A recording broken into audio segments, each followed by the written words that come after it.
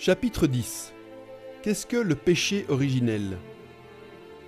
Précisons avant tout que si l'expression « péché originel » est une notion chrétienne, la réalité qu'elle décrit existe dans toutes les traditions sous d'autres noms. Commençons par la définition chrétienne.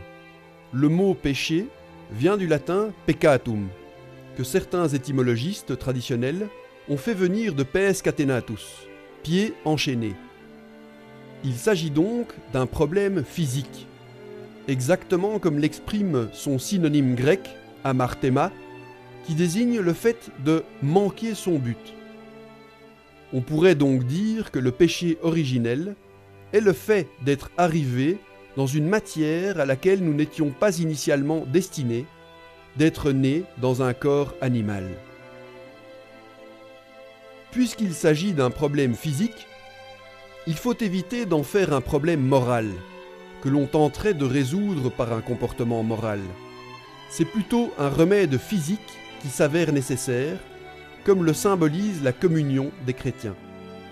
Les alchimistes affirment d'ailleurs que leur pierre philosophale est une médecine.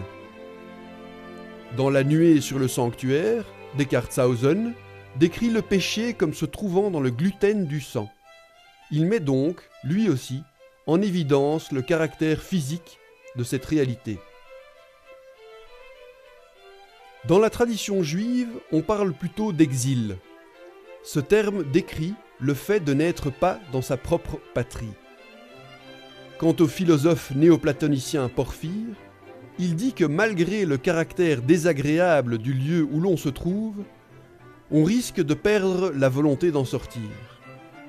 On retrouve ce phénomène de l'oubli chez les Grecs, puisque selon Platon, la philosophie est une réminiscence, une science permettant de nous souvenir de cette patrie d'où l'on vient. Attardons-nous sur la différence entre la notion traditionnelle de péché et certaines notions modernes.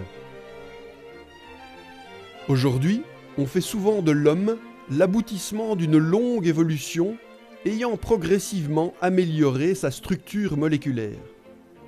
Jamais on ne trouve mention de cette notion de chute, d'exil. Dans tous les enseignements traditionnels, on trouve au contraire la notion d'un accident primordial qui a éloigné l'homme du but auquel il était destiné.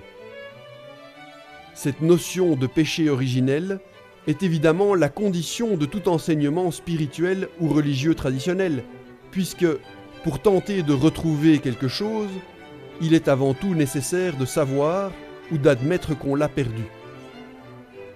Si avec les modernes, l'on refuse cette notion de péché ou d'accident, la nécessité d'un retour disparaît, et l'intérêt de l'enseignement traditionnel capable de l'opérer s'efface lui aussi.